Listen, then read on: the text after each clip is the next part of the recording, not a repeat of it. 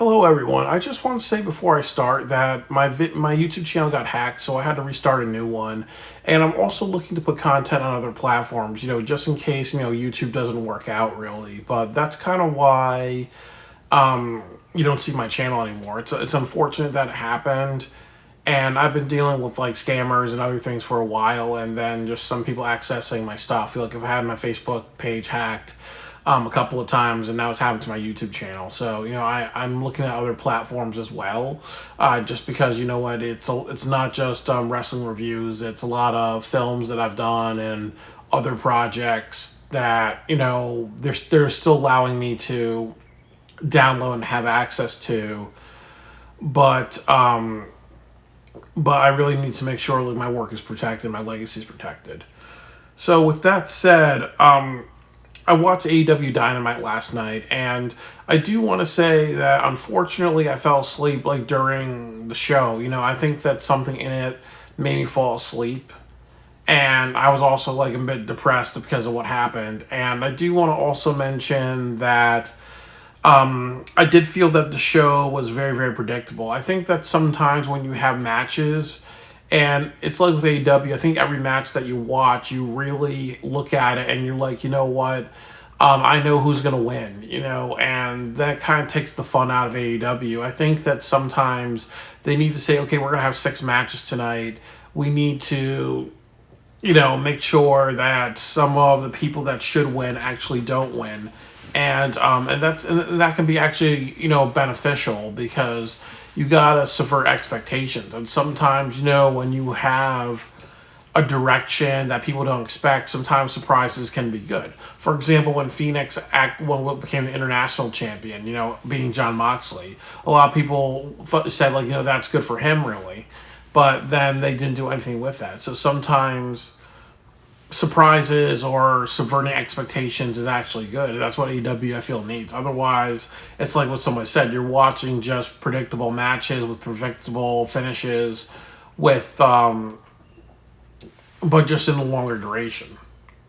So I was happy with the opening of the show. Swerve Strickland opens Dynamite for the first time as the AEW champion. So I give AEW a lot of credit for this because they've not done that. He mentions all the matches that Will Ospreay has, and I really like this because obviously Will Ospreay's had some really great bangers in AEW. Like him and Bryan Danielson was legendary, and him and Takeshita was legendary as well, really. And the EVBs come out when Swerve mentions them, and I felt like a little worried about this because I was kind of like saying, you know what, I'm a little concerned that this may just turn into the EVPs just saying, we need to just take away your. We just need to steal your thunder, really. And that's not kind of what happened. I think that at the end of this, Swerve was still treated like a champion. He wasn't treated like, okay, you're just like an afterthought. And because that's not what we want, really, with Swerve. So I was kind of happy that he wasn't treated like an afterthought. I was very happy that they announced the Blood and Guts match. I was a little, upset because, during the show, they didn't announce where it was. If you do your research, it's like around the 24th of July, I believe, in Nashville, and it's a little controversial because isn't that where they were supposed? They're actually in Texas. I'm sorry, you guys. Yeah. I think that they're in the Texas area, so it would make sense to do it in Texas and make that a really big show. And they're also doing the Death Before Dishonor event that week as well, really. So that's a big week for AEW, and definitely the journey is how do we get to Blood and Guts. And I think my other concern as well is that I think that Blood and Guts needs to be his own pay-per-view, or they should have had the match at Forbidden Door. Just because if you want to have a match like that, it makes sense to have it on its own pay-per-view.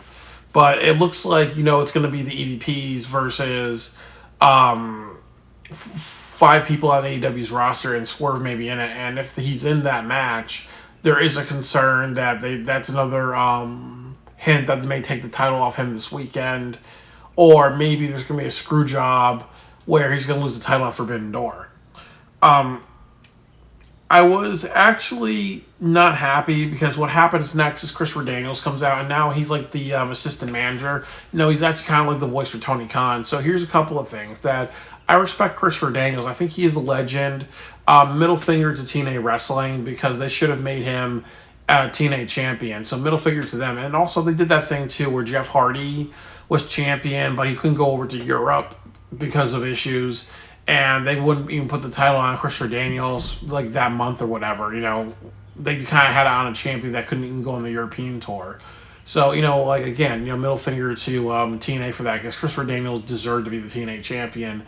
But, they really just didn't see it in him, and I don't understand why. But the other issue is outside of that, most people don't know who the hell Christopher Daniels is. He's never wrestled for WWE. He's more of an independent wrestler. If you watch TNA wrestling, you know who he is. But he's not a good general manager in that sense. Most people don't know who the hell Christopher Daniels is. You have to have somebody else, really. It should have been like Tony Schiavone or another person that people know. Yeah, most people don't know who Christopher Daniels is, and I'm sorry, but that's the general consensus. If he was wrestling for WWE 3 or 4 years, yes, but the general consensus, most people don't know who Christopher Daniels is. The next thing that I do not like about the EVPs and Tony Khan is that they really are a clusterfuck. I really don't know who is in charge of AEW, because it seems like they hot potato who's in charge. The EVPs say they can control the show, they can control the matches. Tony Khan says, "Oh no, you're going to do this, you're going to do that," and then they have power to make matches and book matches and interfere and do other things and have Jack Perry come back and not get fired or get a trespassing warrant.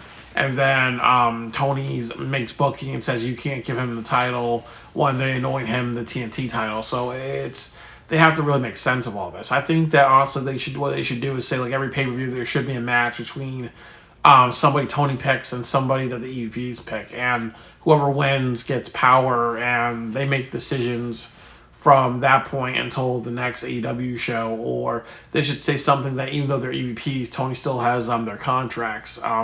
So if they don't wrestle a match that he makes, they can put some stipulations to make it make sense, but that really makes no sense. You go from the EPs being all powerful to now just doing what Tony wants them to do, and that's kind of bad. It's not logical. So he tells everybody they need to clear the ranks. This is going to be Jack Perry and Dustin Rhodes. This was I really didn't like this match either. This was like these are one of these matches where Dustin Rhodes does a lot in the ring, and then actually Jack Perry gets the finish at the end, really. Jack Perry, it should have been 50-50 throughout this match. So, Jack Perry, Dustin does a back by drop on the concrete floor. Dustin blades early. Jack Perry teases a V-trigger. Dustin counters with a snap slam. Dustin does a bulldog. Dustin stands on the second row and does repeated punches. Dustin does the Dusty Rhodes punches. Dustin does the crossroads. I wish it was 50-50 because it was typical, beat down a guy and then they do good at the end. Jack Perry does a DT on Dustin on the cement floor.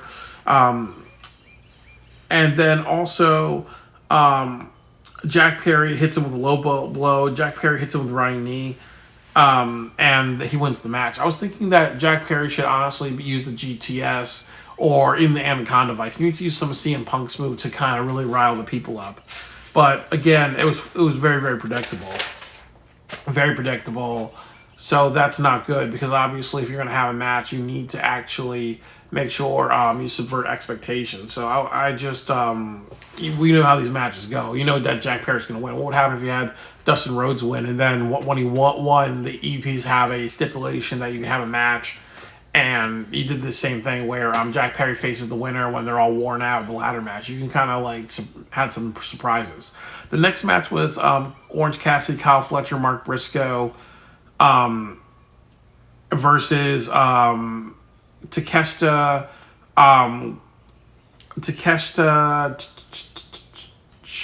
Looking at my notes.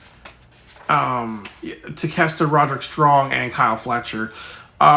I was saying this, that Mark Briscoe's promo, he has a lot of fire and a lot of energy. It was really bad that they got the volume wrong, because, he was really really hot tonight. I just think that if you have a person that hot and that fiery, no more backstage promos. That person needs to be in the ring, firing up the crowd. That if he did that in the ring, imagine how much that would get over, So That's really important. So the next match was Roosh versus the Jobber. And one thing about Roosh is that they need to call him Roosh. I do not like him. I think it was like Roosh Toros de Blanco or something like that, like the White Bull or whatever. No, just call him Roosh, because that's way too long, and you're trying to be a little sophisticated. So I just don't do that with him. Just call him Roosh. He does an elbow strike. Roosh does throwing him against the barricades. Roosh does vicious knife edge chops, stomps, kicks him, and does a jumping baseball slide as a finisher. And as I said, don't call him El Toro El Blanco. That's way too long. And I was like joking to myself. It's like saying Roosh kind of looks like a mix between like Bobby Roode and Rusev. MJF comes out and saves like the Jobber. Then they fight each other, and then they start to fight security, and then they fight each other again. I actually did not like that because it doesn't make any sense for both of them to kind of team up and fight security. I was saying, be a little careful because this is what MJF's weakness is. He always finds a way to kind of make it a little slapstick, and that's not what he needs to stop doing that, or else it's going to be MJ Jericho or M Jericho F. He needs to stop being Chris Jericho. He needs to start being like, okay, I'm having a feud with somebody. Doing something like that feels a little too comedic, so he has to be careful. I was also a little I also was saying too, you get your weekly crowd fight, because it seems like they do that a lot in AEW. They have a lot of fights within the crowd, and that's not good, because if you do that all the time, it's not really that special. I understand why they do that. It's because they want the crowd to get overly excited, but that has to be once every 2 months, 2 to 3 months. But because if you do that all the time, as I said, it doesn't become special, and it's also becomes very, very desperate. The next thing is that I'm happy that Roosh got the last hit on MJF, because it makes him look stronger. But I did not like MJF dragging him into the back. Roosh should drag MJF into the back just to show Roosh as dominant. And as I've said before, that Roosh needs to beat MJF to actually be established. Otherwise, it's going to look like he went through one person. MJF and Roosh are opening the show next week, so I was a little annoyed with that, because I was saying if you're going to do that, make sure Swerve ends it, because you have to make sure Swerve is actually a big deal. End it with Swerve and Ospreay next week. If they don't do that, or they don't end it with Swerve, that's terrible. Then the next match was Kyle O'Reilly, Mark Briscoe, Orange Cassidy versus Kyle Fletcher, Roger Strong, Takeshita. I would say this, that, it's definitely a match that should be, a 30-minute or 40-minute match because of all the people involved. And definitely Mark Briscoe, Orange Cassidy, and Takeshita, and Kyle Fletcher, those three, Briscoe, Orange, and Takeshita, they do great stuff with long matches. So yeah, I think that this wasn't the right match for them. And then also it's way too many people. So Takeshita does a great sequence with Orange Cassidy. He puts Orange Cassidy on his shoulders and he hits a couple of people. He uses Orange Cassidy as a clotheslining device. Takeshita and Mark Briscoe exchange elbow blows. Orange Cassidy does a dive to everyone outside the ring. Takeshita hits a blue thunder bomb on Mark Briscoe. The match could lead to Mark Briscoe having a couple of opponents for the ROH title. What would happen if this leads to Takeshita versus Mark Briscoe, Orange Cassidy versus Mark Briscoe, Roderick Strong versus Mark Briscoe, or Kyle O'Reilly versus Mark Briscoe, or even Kyle Fletcher. So any of these 4 to 6 people could be competing with him for the ROH title instead of keep making a pass around title. Give us a feud. What would happen if you said something like, okay, well, Takeshita, this is Forbidden Door, Japanese wrestler, Takeshita versus Mark Briscoe for the ROH title. That would be a match that I would want to see. Kyle Fletcher hits Mark Briscoe with a pile driver and then pinfall. So you might see Kyle Fletcher versus Mark Briscoe at a certain point. I think that would be good for an ROH television show, but who the hell is Kyle Fletcher? Really? That would not be good for a Forbidden Door pay-per-view or Death Before Dishonor. I would rather see Takeshita versus Mark Briscoe in that. Or if you can get Roderick Strong to be more violent, you do more Roderick Strong versus Mark Briscoe. I would like, and as I said, I would like to see a feud with the ROH title from now into Forbidden Door. I think that should be defended, and you should have like Takeshita do that. I think that would be good. But Takeshi's already in that ladder match, so you could do Kyle Fletcher right now, and then you have Takeshita versus Mark Briscoe at if he doesn't get the TNT title, you can do like Takeshita versus Mark Briscoe at Death Before Dishonor, or you can do Roderick Strong. Then I would say is that Willow tries to help, and Chris Statlander sneaks attacks her. Willow versus Chris Statlander, that should be at Forbidden Door. I think that they need to do that. You can have like a hardcore match or something like that. They announced that next week there's going to be eliminator matches. So what that means is that Tony Khan said, okay, that means next week Okada has a match, the Young Bucks have a match, and the way the way these eliminator matches work is you get to beat the champion twice. If you beat Takeshita, if you beat Okada this time, then you defend, then you fight him at Forbidden Door. If you beat the Young Bucks, you have one more match for the titles at Forbidden Door and no ringside. So again, it's like what I said. It's weird how EVPs have the power, but Tony can overrule, and they can follow. His lead on the matches he wants to do. Really, so it's not really that good. Really, there was also Chris Jericho. There was like Samoa Joe and Hook versus, I think, like the Alpha, like the premier athlete or something like that. Nothing stood out for me in this match except they did a 3-way hold. They did like there was like a 3-way hold spot. It was Kota Ibushi, Hook, and Samoa Joe doing holds on people. So that looked really cool. They should honestly turn these guys. I know it's Shibata. They should turn these guys into a trios team. Like there's something there with them. The next match was Zexus versus Mercedes Moné. Mercedes Moné does a head scissors. Mercedes Moné does an arm drag off table. 50-50. I wish this was like a 50-50 match. I felt like in the beginning, Mercedes Moné had way too much offense. This should have been 50-50 because you don't want the CMLL wrestlers to look weak, because it happens in a lot of companies. You bring in new people from other companies and they job, Zexus does a super suicide dive. Zexus does a Liger bomb, which looks really sick.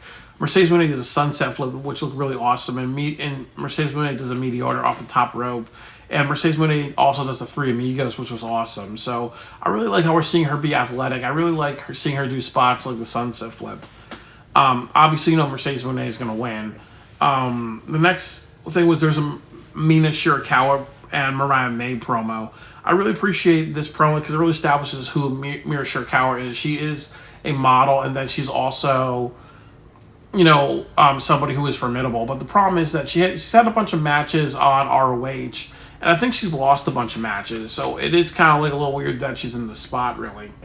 So, unfortunately, after this, I fell asleep. I believe that there was like a couple of matches, but I did see the ending of Phoenix versus Ospreay. It's nothing special because obviously, Ospreay's going to win. What would have happened if, he got distracted and Phoenix actually won, or Phoenix won fair and square and you just surprised everybody? So, I think with AEW, they need to kind of just, as I said, they look at all the results and may say something like, okay, let's roll the die. We have 6 matches. Okay, roll the die. Match 3, match 4, we're going to change the winner and loser just to make it a little bit more unpredictable. And then again, I like how Swerve and Ospreay are talking to each other at the very end, and they're saying things like, I think like Swerve was mentioning that he used to mentor Ospreay and knew him when he was younger. So it is kind of like after all the trials and tribulations, they're having a match. And then also, I do like this because you really don't know who's going to win, because I think there's a lot of arguments for Ospreay to win. There's a lot of arguments for Swerve to win. But I do think the right choice is to keep it on Swerve, because I think the problem is that if you put on Ospreay, they're going to make him a babyface, and I think that you're going to run into a John Cena problem where he feels very forced. Because a lot of people are going to say, okay, well, he's an NJPW darling. He has the Dave Meltzer 6-star, 5-star, 6-star, 7-star matches. So we need to just say that he's overrated, really, So I think that making him heel, and like I said, if you made him the AEW Devil, I think that would have been better. I'm actually gonna do a video about Will Ospreay being the AEW Devil, and like I said before at the beginning of the video, that I'm not sure how much longer I'm gonna be on YouTube. My account got hacked, and definitely I just want to make sure that with this channel I can rebuild. I have somewhere to go from it, and if for some reason YouTube doesn't want me to do that, I would have to find another platform. And I'm actually thinking about just making a backup platform because I just want to continue doing videos. They're a lot of fun to do this. I like giving you guys my insight. People appreciate it back. And I'm definitely back, and I'm here to rebuild. I do want to get my 1 million views by the end of 2026. No, by the end of 2025. But I have to put in all the hard work now. Like, share, and subscribe, and let's rebuild this channel.